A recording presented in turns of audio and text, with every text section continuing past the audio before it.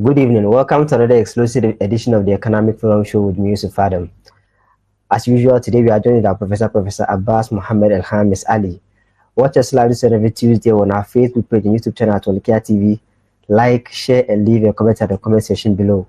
Today on the show, we are going to hold discussions on the real impact of IMF-led economy on Ghana.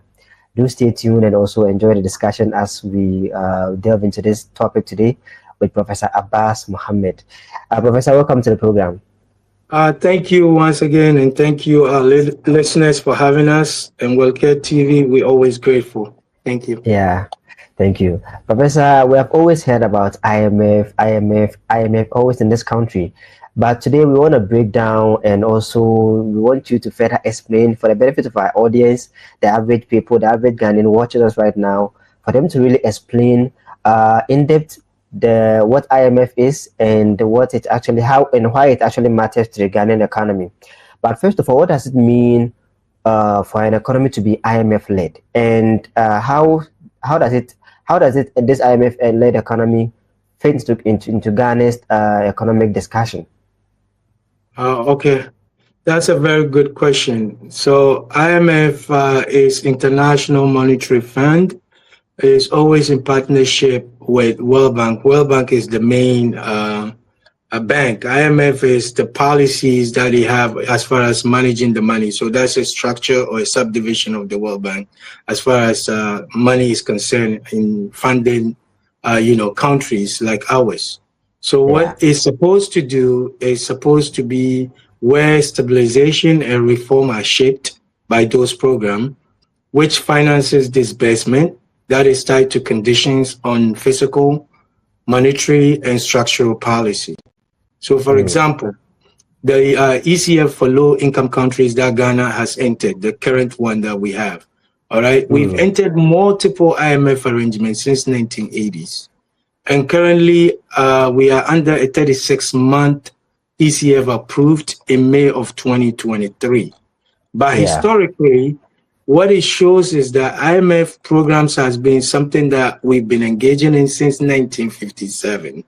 And we've went through several shapes and forms of IMF, right?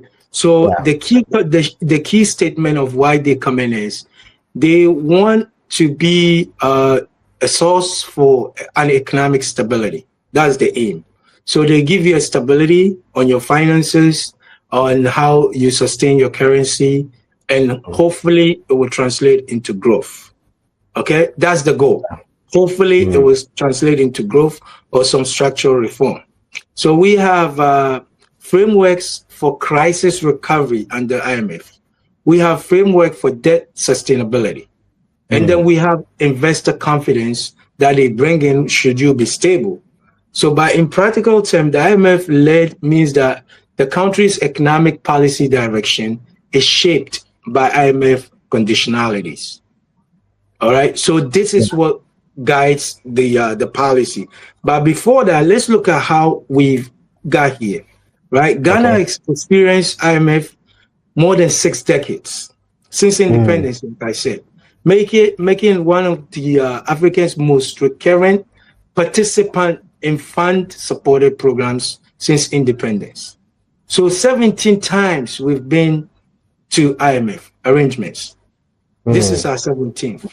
So it reflects our cyclical economic instability that is rooted in the structures of the economy and the commodity dependence of the nature of the economy that we have. Fiscal mismanagement, and then some of it is external shocks. So for 17 times we've been with them, and since 1957, it tells you that there is something wrong structurally that we need to fix if we are intending to get away from them. So we were with them from 1966 to 1982. All right. Then 1983. So first, after they overthrew Nkrumah. So let's look at the history perspective of it. When Nkrumah was in power, we didn't have IMF. Okay. The moment they overthrew Nkrumah, 1966, they started engaging with us.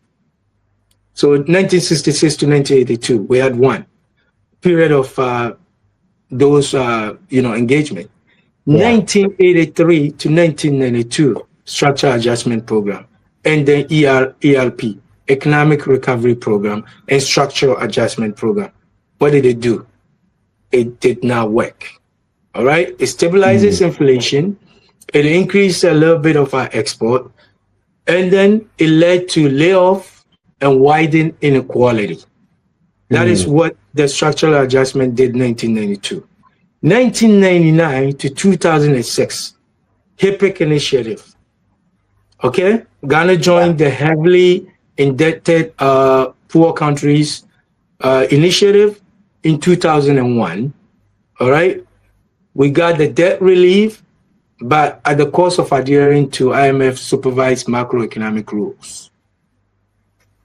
2009 to 2012, we did the post-HIPC period.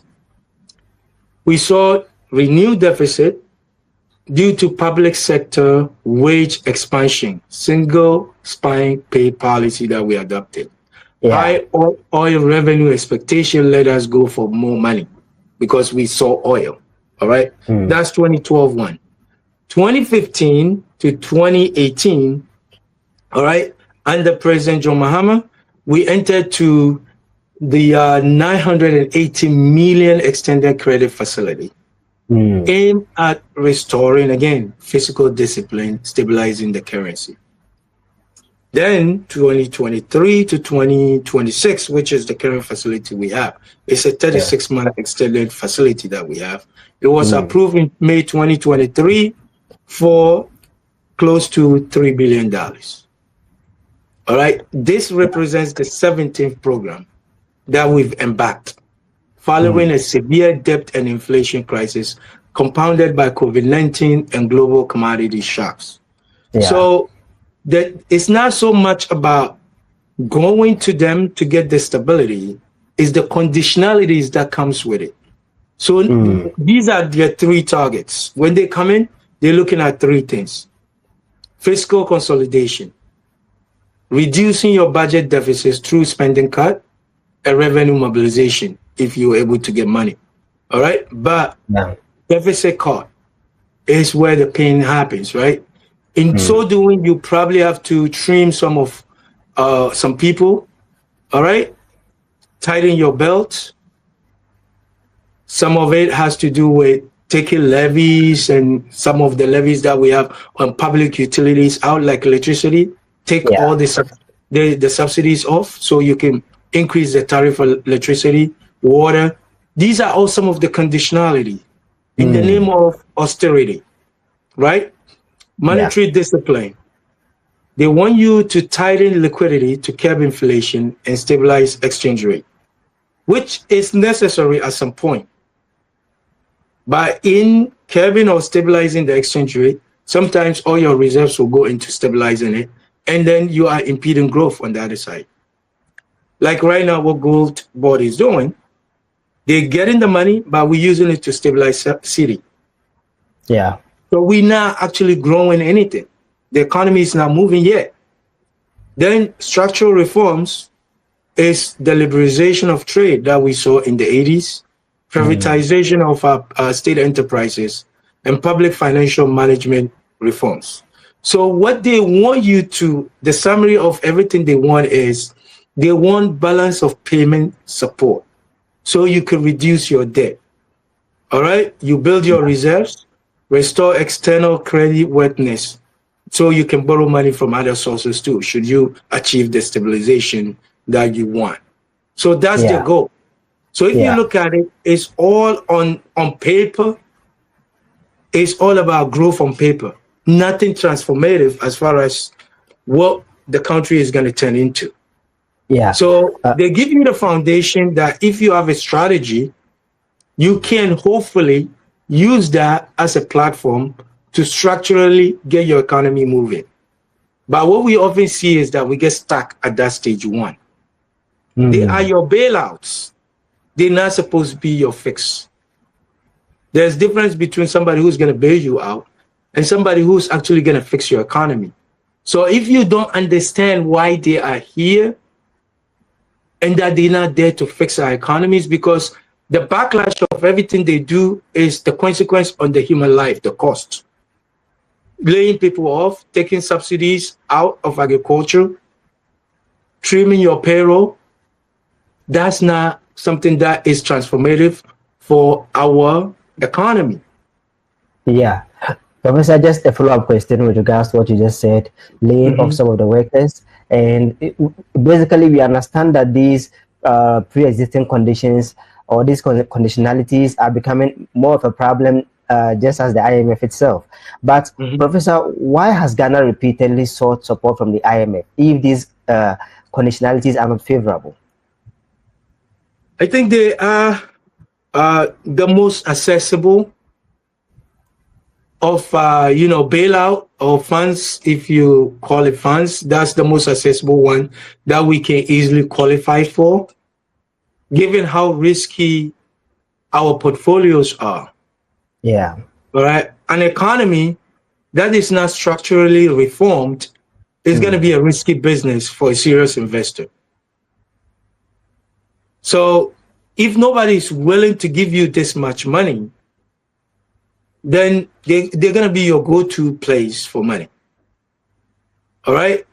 Yeah. But what we haven't been able to do is to be able to move away from them and build these structures in a way that we will be appealing to other funds available, if there is anything available, like the Agricultural Development Bank. These are internally, regionally coordinated funds that we should be able to access.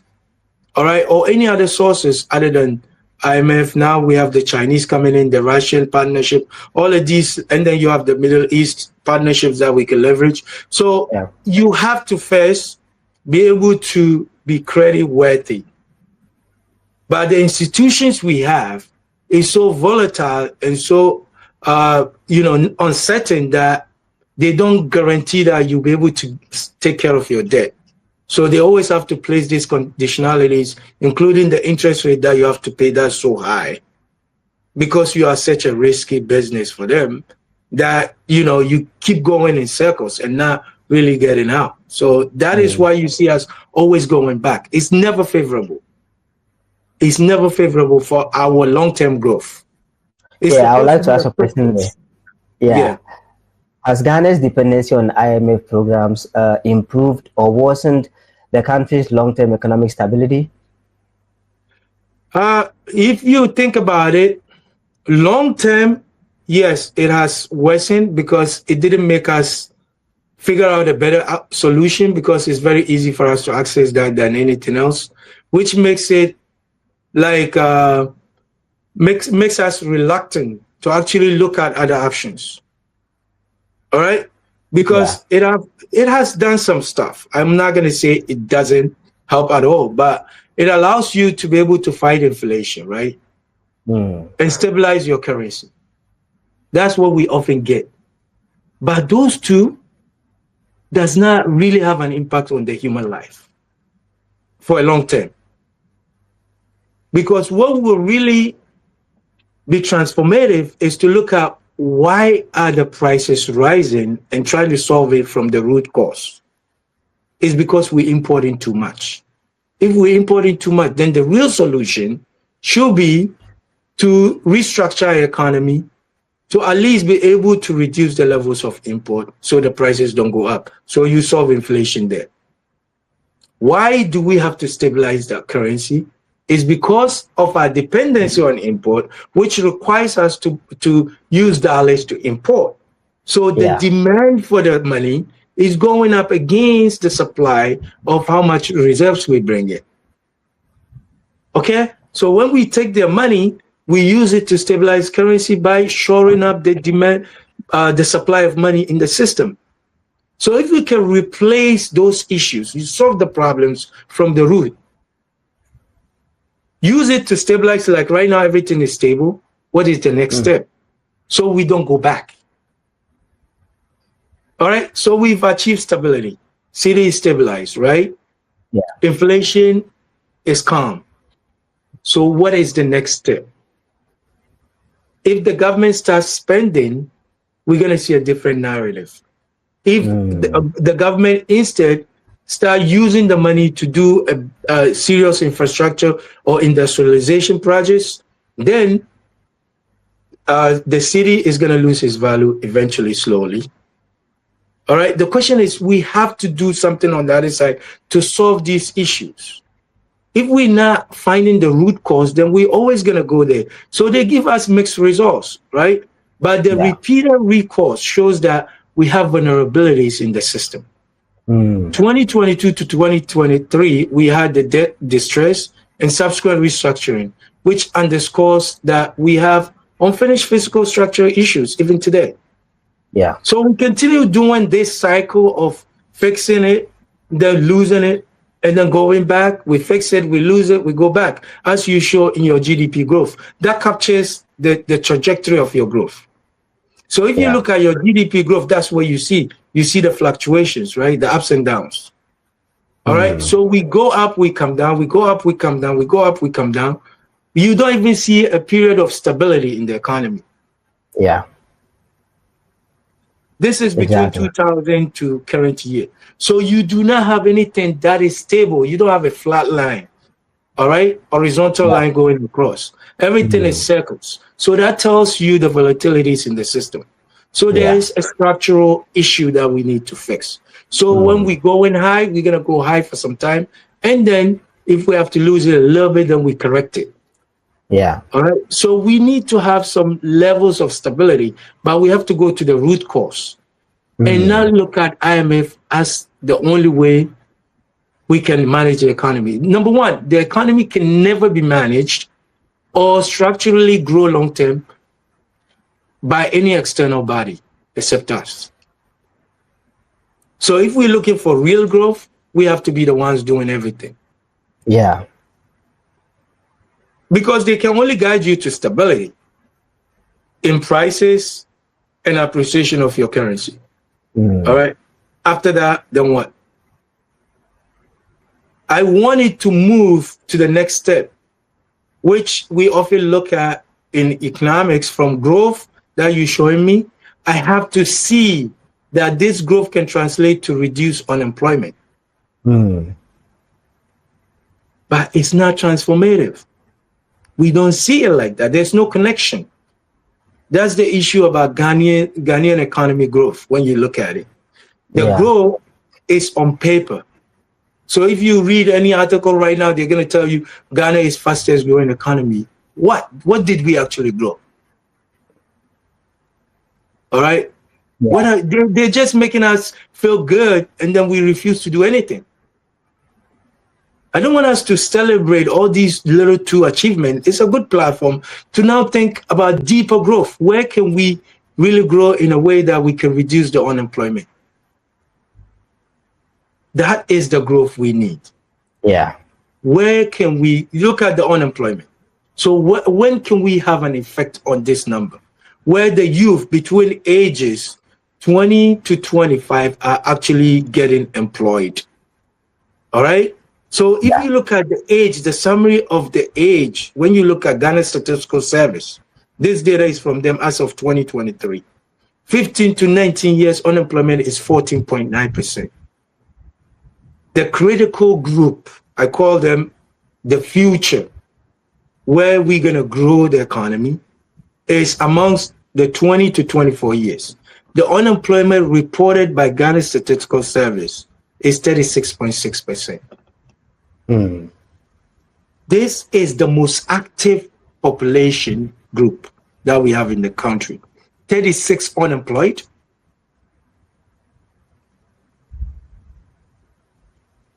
So this is more serious than we even think. Yeah. All right. 36 unemployed. And ages all combined between 15 to 24, we have 23.7%. About 754,000 youth are seeking work and they cannot find work. We're not talking about those who have been discouraged and have fallen out of the labor force, because unemployment is derived from labor force participation. So if you're not participating and you get tired of the system and you stop applying at the time of collecting data, Like in this particular data we were looking at, quarter one of 2021 to quarter 3 of 2023. If at that time you're not actively seeking, you eliminate it. So the number can be plus some 5 or 10%. Yeah. So about 36.6%. Seriously, Ghana has the resources to be posting unemployment less than a single figure. We shouldn't be more than 10% worst case scenario. Yeah. 10% of this youth shouldn't be unemployed. But we have 36.6 unemployed. 15 to 24, 23.7. All right? And UNDP put it at 32.8 national youth unemployment. All right? So we are a youthful population, because when you look at the group that's unemployed and you compare it to the ones that are older than the group that is mostly unemployed, is 3%. So the older population are going. They're only 3% unemployment there. So the rest of the economy is all youth. The rest of the economy is youth, and you have 32.8% unemployed. How can you grow the economy? So if you want to tell me that IMF is helping, I want them to look at that data and tell me what they've done since we've been joining them. We can't even show that number related to unemployment. So that's the issue we have right there. Yeah, Professor, earlier on you did give an example whereby we are actually doing our export and import using the US dollar. Now, how has IMF conditionality affect Ghana's fiscal policies such as public spending and taxation? Because in this case, now you have given us a typical example with the unemployment, which has become the worst case scenario. So now let's talk about taxation and public spending. How has these conditionalities affected Ghana's public spending? So the conditionality that is the main feature of IMF policies is fiscal discipline, which translates to the street guy as do not spend. All right? You have to ensure that you cut your spending. That's number one. So in 2023, what they did is they suggested budget measures to raise our non-oil revenue, okay? Saying, okay, let's raise your revenue. Whatever collection revenue you have in the system it should be 1% of your GDP. And the way you can raise your revenue, look at that.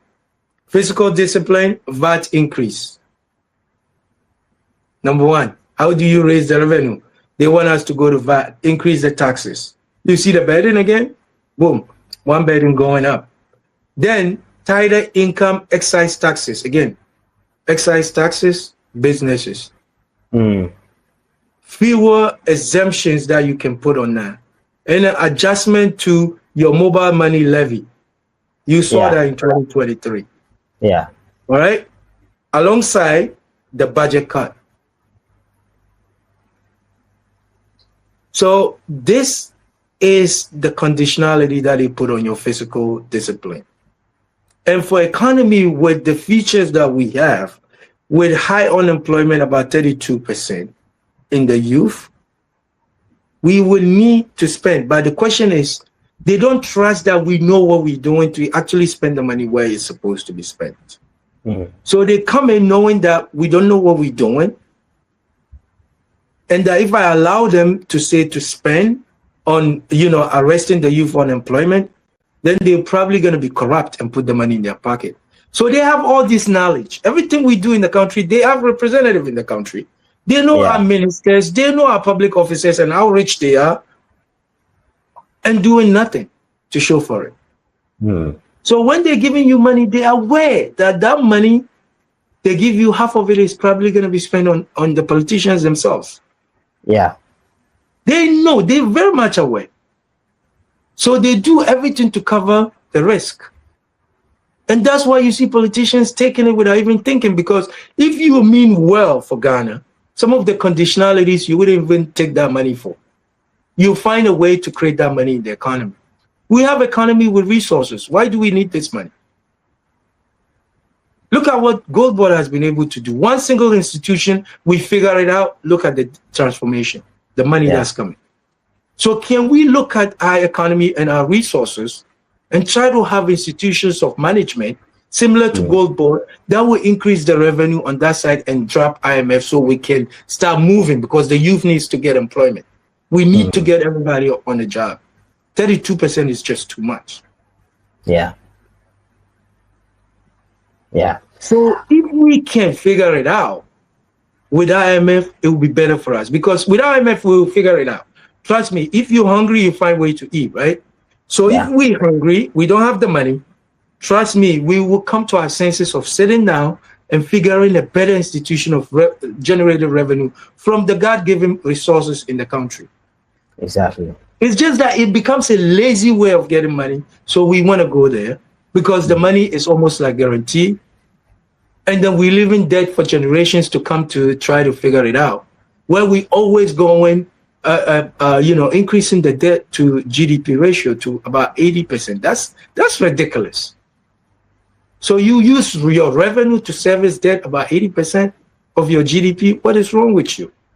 So these are things that we have to figure out. Yeah. We have to get away from these things. Exactly. Professor, to what extent has the IMF influenced Ghana's currency strength and our inflation rates? Is there any direct correlation between the two? Yeah, there is, because what they do is to help you with, making sure that your currency is stable. And by so doing, you also able to have an influence on the inflation, because the inflation is mostly imported inflation. All right. So if they give you the ability, so you have to go back to the city stabilization to come to inflation. City stabilization is the encouragement of supporting your forex exchange by the little reserves you get from them or the sources of your revenue. So you support the forex exchange, meeting its demand, it reduces the cost of goods coming in, and that translates into reduced inflation. Okay. So it goes to the forex and it comes back as a gain on inflation. That's why I'm saying it's not a real growth strategy to be fighting inflation the way we fight in inflation. Because it's what? It's interventionist policy, we call it. You intervening in the market to keep inflation. It's not a natural consequence of growth. You want inflation to be a natural consequence of growth. GDP growth leading to reduced inflation and reduced unemployment. Ours don't connect. Ghana's economics, you can't connect like we all over the place, because you can't get the GDP growth that would translate to all of these things. So we are intervening in the market with IMF guidance to ensure that our city is stable, so that we can reduce prices of goods in the system, because most of the goods we are buying are what? Imported.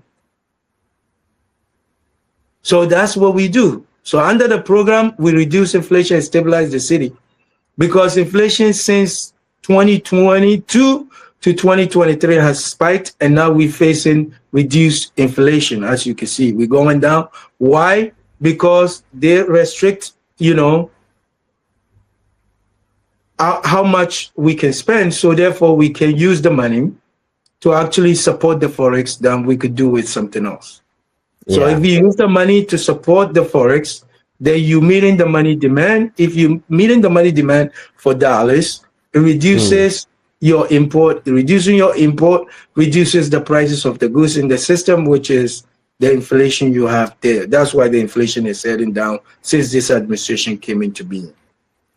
So following the guidance will give you that result, but it's not transformative, because it didn't come from the consequence of demand and supply, which is the market.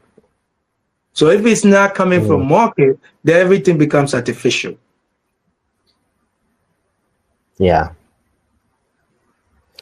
Professor, as of March 2025, Ghana's national debt is about $769.4 billion Ghana cedis, which means 49.5 billion US dollars, according to the Bank of Ghana. Now, let's talk about what role has the IMF played in Ghana's national debt situation. Are we actually moving towards the direction of sort of reducing our debt, or is it increasing dependency on the IMF? The goal is to reduce your debt. So that one you can achieve it, but it's what we call the near-term financing, right? When this administration took over, we were I think it was more than 60 or 70% of GDP. Now they brought it down. So the debt, we are achieving the near-term financing of the debt. But the framework for real debt is about restructuring the economy, because that's where the relief will happen. When you have a comprehensive restructuring of your economy, then it will stay stable. All right. So without a durable primary balances and growth, reliance on IMF can be persistent. We're always going to depend on them if we don't move away by the programs we incorporate. Yeah. So we have to have a structural reform to reduce our debt, because structural reform, like a structural reform moving from GDP that translates to increased employment, reduce inflation, is going to create a greater GDP in terms of the value of economic activity in the economy that will support your debt. You will be able to make money that can pay the debt without having to do what IMF is telling you, because it's crippling you and you keep adding to your debt. But if you have an economy that's robust, because Ghana's economy is not the 68 billion economy that they're thinking. I can guarantee you Ghana's economy is worth more than $68 billion.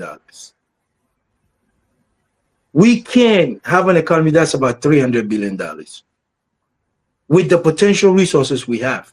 So debt shouldn't be an issue.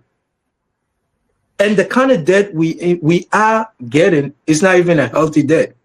You know what's an healthy debt? A debt that you sell investment to get money in, to finance a project. This money that we take in is only servicing the existing debt that we have. So everything is not transparent, it's not transferring to a real growth. But if we can have an economy that's structured in a way that we can issue debt, like selling bonds and taking the money in, because we have an economy that's built on gold. We have a digital gold.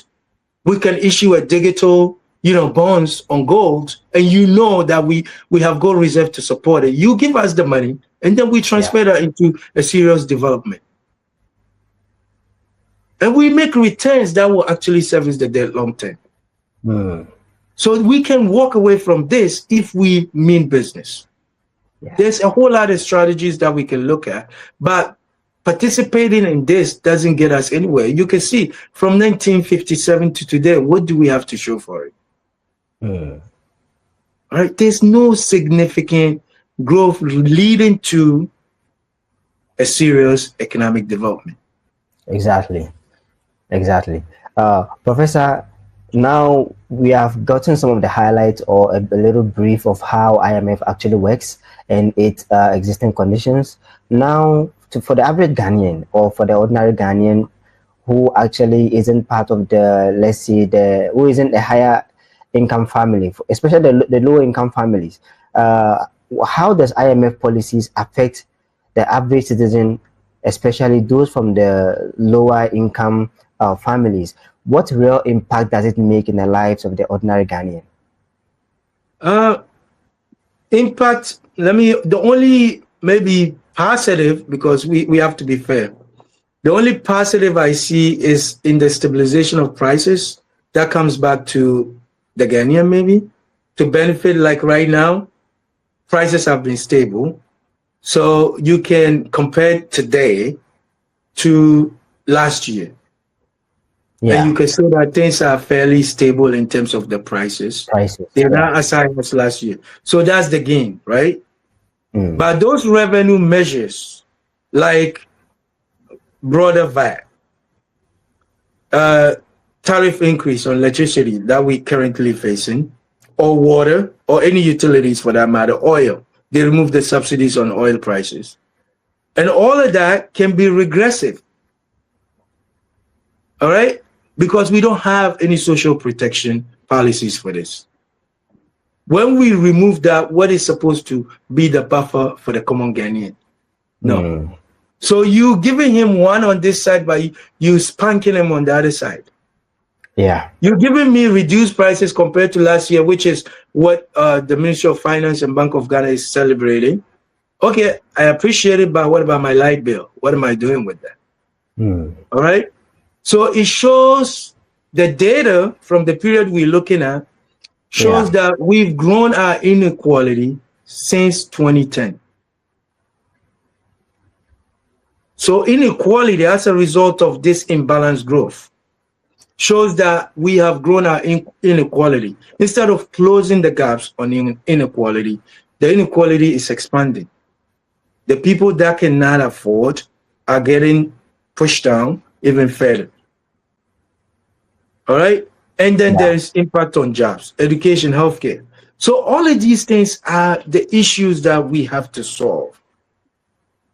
All right? So these are why I'm saying that it doesn't lead to any serious human improvement, standard of living. All right? Because you take the 2008 one, removal of subsidies on agriculture. What did that lead to? We importing almost everything now. It killed the agriculture industry. So how is this a good solution for Ghanaians? Yeah. When a food now is costing an average of 10 Ghana cedi. Anything you're going to buy, if you want to eat, the lowest price on average has to be 10 Ghana cedi. Before, you can do 10 Ghana cedi, it's like you eating the fried rice and chicken and everything all combined. Now it's like for you to enjoy such a food is 50 Ghana cedi. Yeah. So if you look at the human cost, that's where I worry. It's because the opportunities are limited. And structurally, if we can solve the basic issue of being able to feed ourselves, then I don't know what to think of what we're doing here with IMF. At least we have to be able to feed ourselves where food is the last thing you dream of when you wake up. Yeah. It has to be given. It has to be constant for everyone. So if we're struggling to feed ourselves because we've killed agriculture, we basically importing everything, then how are you going to keep the prices down? So that is the real cost of the policies. The real cost is on the citizen of Ghana, who's not able to live a life that is worth living. You know, so that's where we are. Yeah, and of course, as you just said, there has been the inequality is actually increasing, not decreasing. Now, Professor, let's talk about the policy autonomy. How much policy autonomy does Ghana actually have under the IMF supervision? We still have we have sovereignty over the policies, right? Because we have to decide how we're going to go about implementing the policies. But they give you a recommendation of what they need to see. But you have to commit to the quantitative targets that they give you and then structural benchmarks that is set. Because deviation of that will risk delaying disbursement, like right now. So there is a conditional autonomy kind of inherent in the arrangements. So it gives you autonomy but on conditions. You're not really yourself if you are working with them. Because we can't simply say, we're going to take the reserves we have and not do the recommendations that they want us to do and do something else. Not yet. You have to meet their conditions first before you do anything else. Yeah. So they're giving us a rave review of following them simply because we were able to meet all their targets. But at what cost is what I asked. At the cost of the Ghanaian citizen. Because the only benefit you have to show is a stable price. That's it. You show stable price, but there's no unemployment is not going anywhere. Inequality is not being solved. Yeah. Structurally, it's still the same. We're not looking at how many factories are we putting up? Yeah. How many processing factories do we have for cocoa, for gold, refineries, oil? How many refineries are we? And I'm just hearing that we owe Nigeria so much money in the oil that we bring in. So when can we start refining our own? So these are things that we have to be looking at to reduce the burden on the citizen. So you have the autonomy at a certain limit. We call it conditional autonomy. That's inherent in the agreements and the arrangements that we have. But you're not actually yourself. We have to be able to dictate our own terms and dictate where we're going as people, rather than relying on institutions to tell us what to do. Yeah. Professor, do IMF reforms strengthen or weaken local institutions and leadership accountability? You can say their programs can improve your institution in terms of giving you, because their requirement is that you will have a stronger public financial management. So it helps that institution part, okay? So where you have control of your areas, and then you have to exempt certain taxes, all right? And then the bank sector safeguards that they want, and transparency. So all these things help with your institutions, all right? It will strengthen your institution if you sustain it. So, but their focus on arrears, clearance strategies, and tax exemption discipline is what we have to show for the most part. All right, so it can improve your accountability, because for the first time, it makes us accountable to ourselves as far as money is concerned. Yeah. Because we're not going haywire on spending right now. Like this administration, they're very careful what to spend. But the reality is, we must spend in order to move forward as people. So yes, you get the institutions, you get the improvement, and then you have the bank sector safeguards that it wants you, and they have their eye on your reports, your transparency. All of that will help with the institution, but we have to take it a step further. Should we even leave them? These are things we should be doing anyway. It's because we're failing to do these things. That's why when they come, like I said, they are in your zone. They're already in Ghana. So they know how weak our institutions are. So when they come, they try to start with the institution, because that's what will help you have the results they want in order to move forward with you. Yeah. If they don't work on your institutions, how do you think they're going to be able to, they're going to get the results they want from you in order to continue funding you? Because your continuous disbursement is based on performance. It's performance-based disbursement. Like right now, this administration has been able to meet all their targets, so they will get the next disbursement. So without that performance, you won't be able to get the next disbursement, which means that your institution needs to be sound. So that's a good thing. But what I want to see is, even if IMF is not here, Bank of Ghana and the Ministry of Finance should continue doing the same thing they're doing, as if we're working with them. But strategically also spending to move us a little bit further. So we can take the gains and make it a culture. All right? So you can see the discipline that these two leaders are showing in Ghana.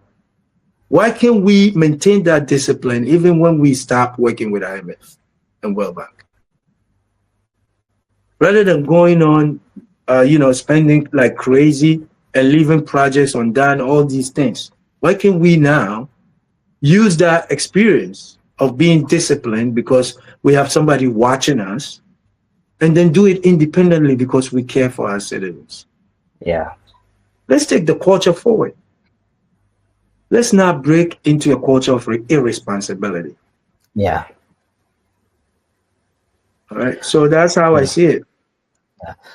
Professor, what about our own domestic policies? I mean, if we remember correctly, during the Kufuor administration, under one of some of these IMF conditionalities, I think they had to reduce the number of health workers that were in place already. Now, how does IMF influence undermine our own domestic policies in terms of when it comes to our own domestic policies? Does IMF conditionalities also affect us?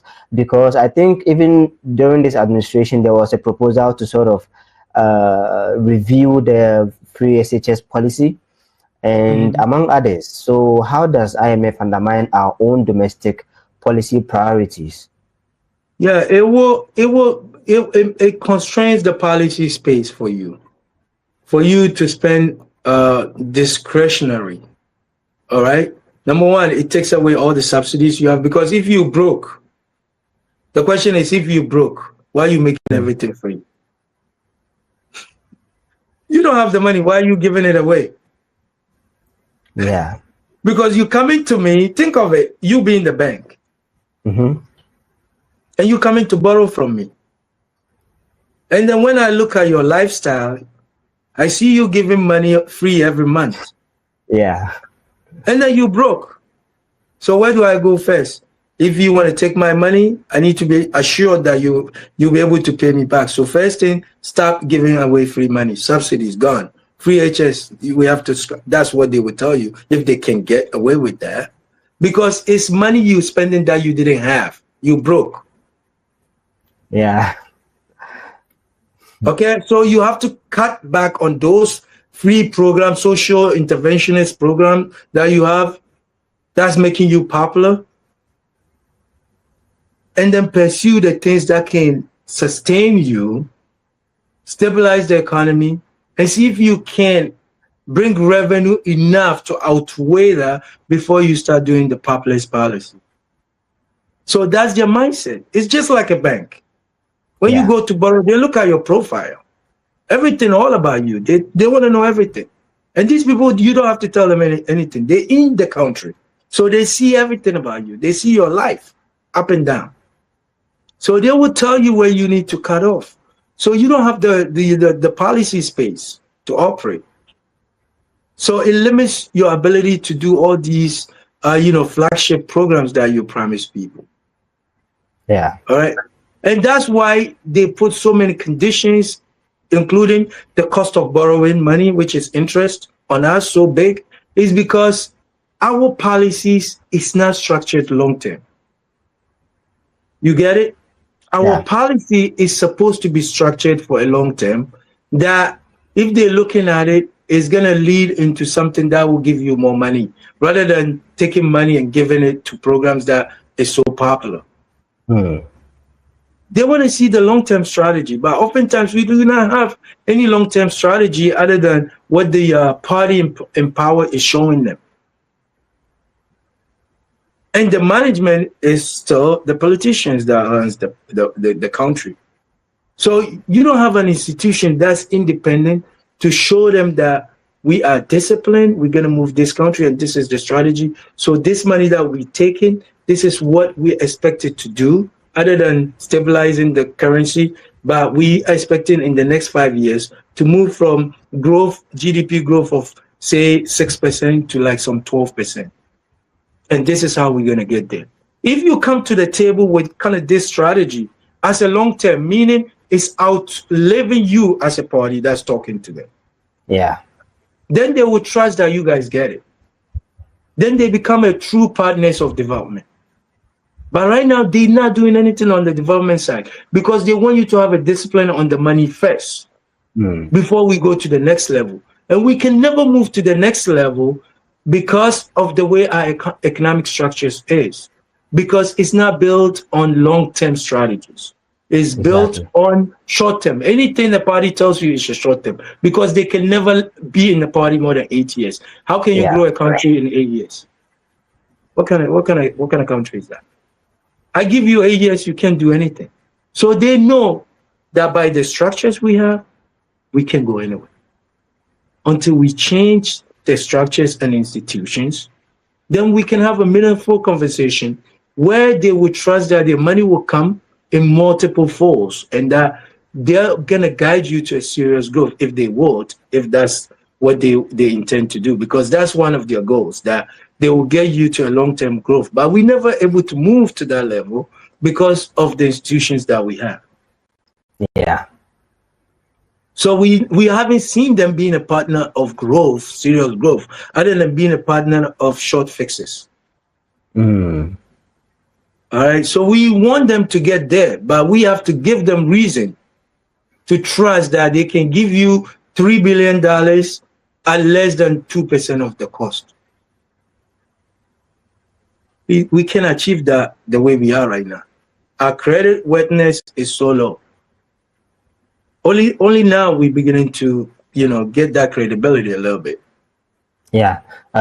Professor, speaking of long-term goals and long-term growth policies, how does Ghana's IMF experience differ or compared to that of some of the fastest growing economies in Africa, like Rwanda and Kenya and Ethiopia?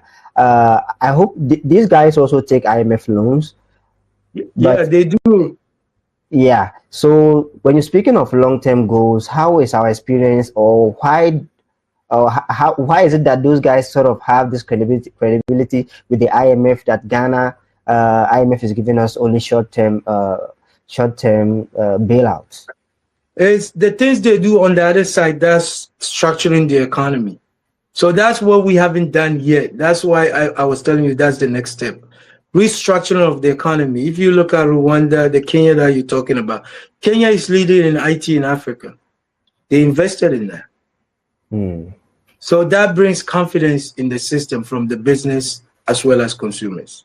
So when you have that going on, it helps your credibility, because where is the future of the world? Is IT.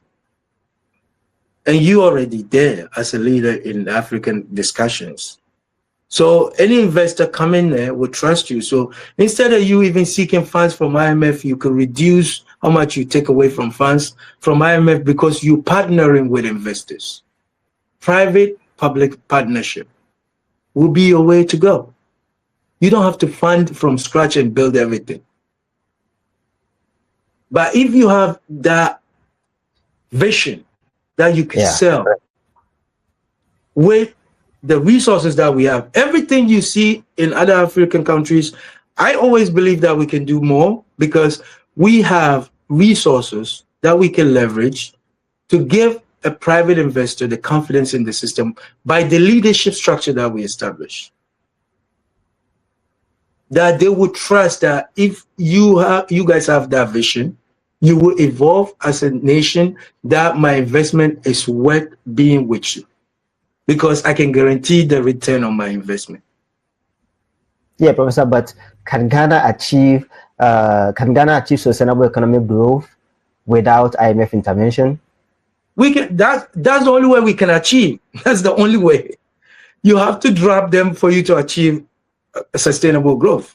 Like I said, their strategy for right now is not supposed to be a long-term sustainable growth. It's a short fix. So everything we do with them is a short term. The growth will only happen when structurally we start doing things that is outside IMF. Their report will tell you that everything they do is guidance. Internally, we have to be better to move forward.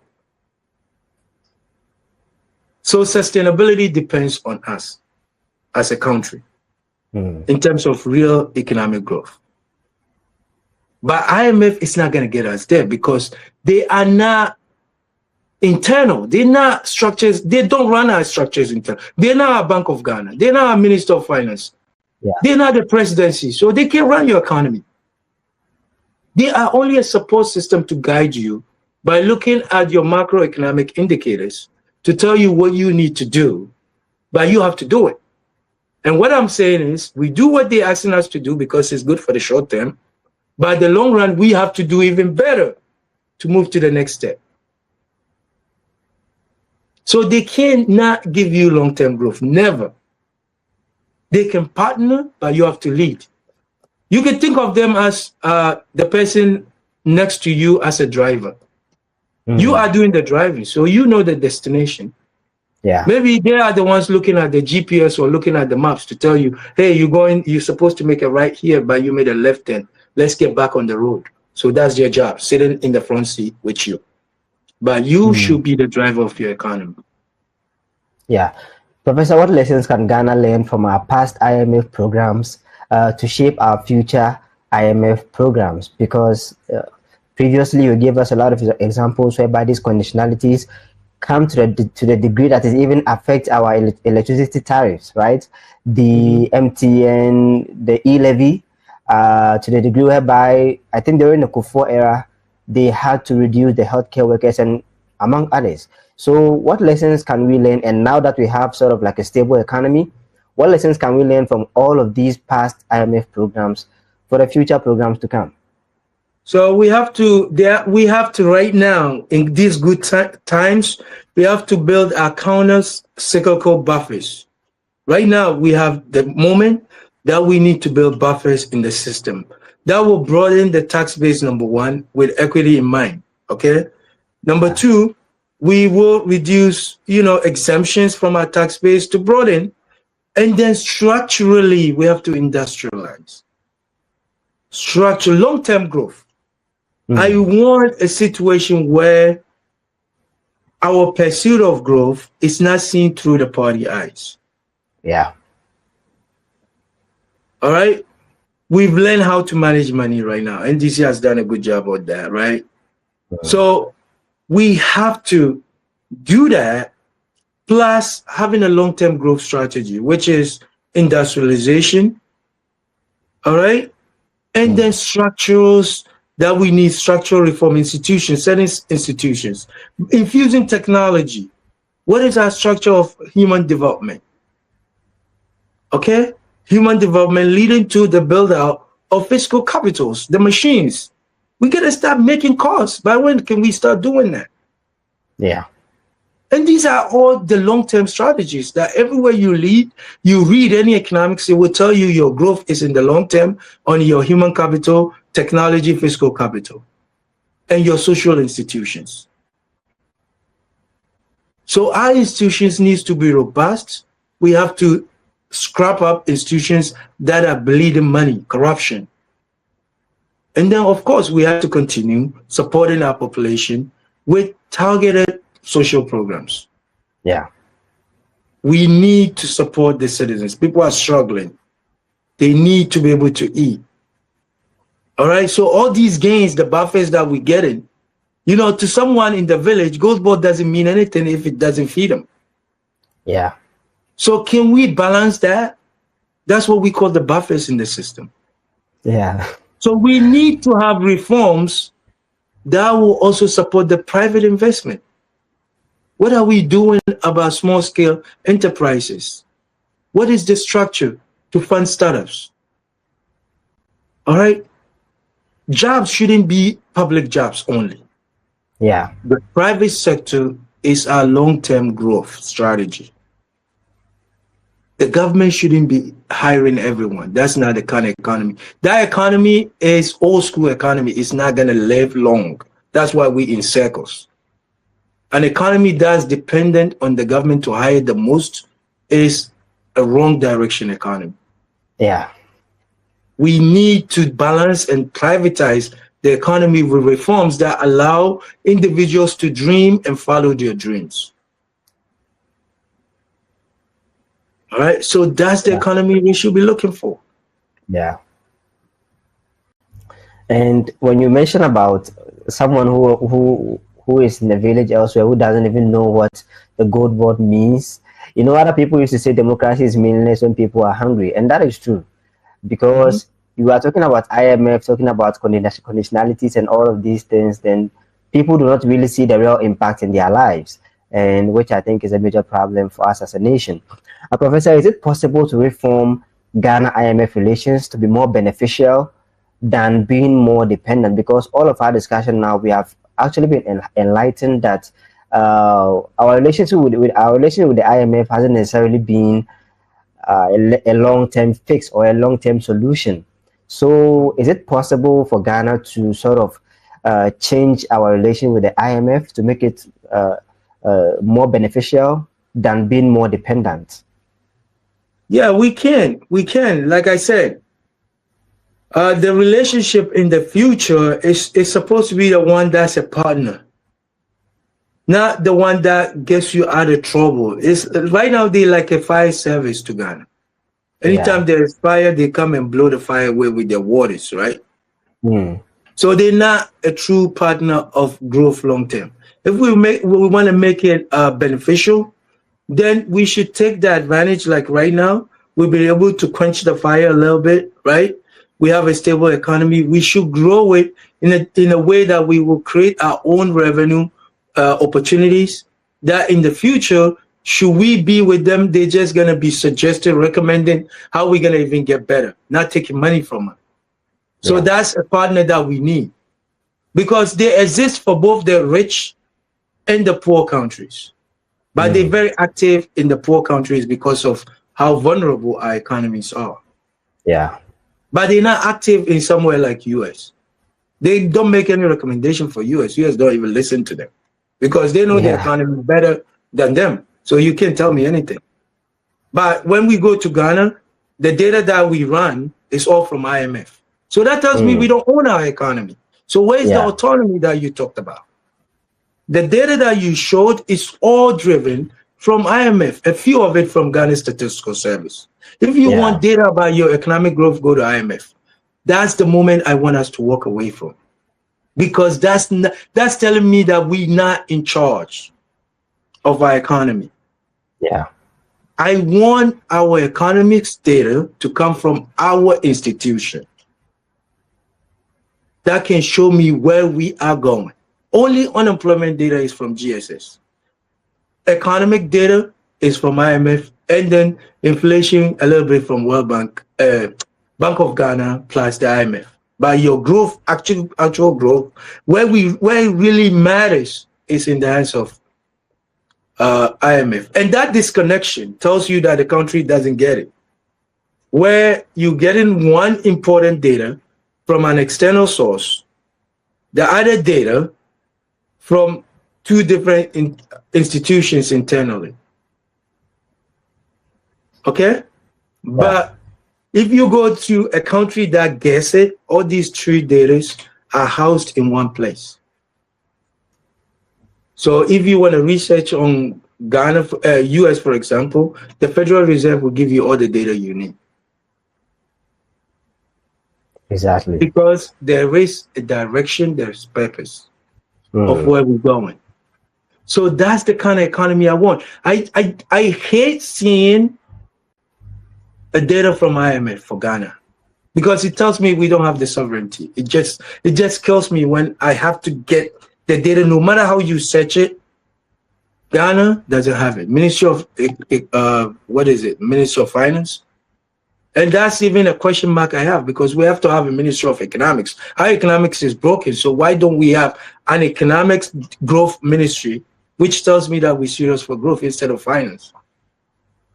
Finance is supposed to be in charge of the money, but who's leading in charge of the growth itself? Now you're combining finance and growth all together under finance, so your economic data is not well collected. And so that's why IMF comes in.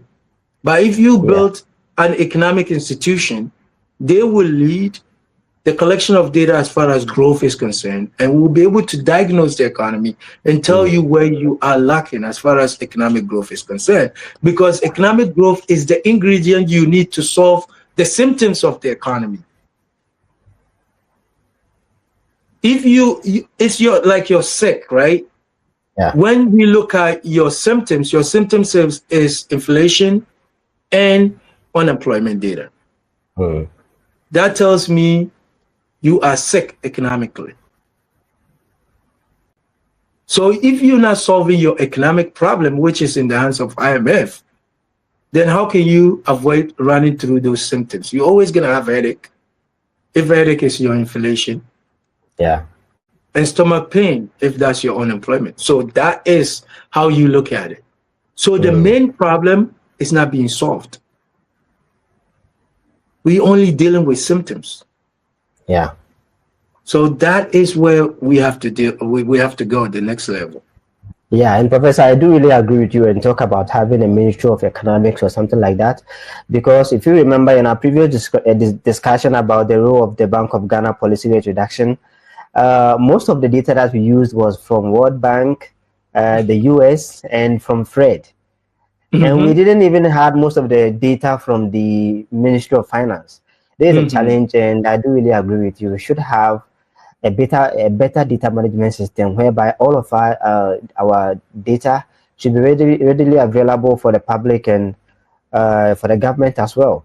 Professor, we have really had a really insightful discussion on this topic today, and I would like you to do a brief explanation or a brief discussion for the benefit of our viewers who are the Hausa in the Hausa language, so that they could also understand our discussion today. Just a brief summary.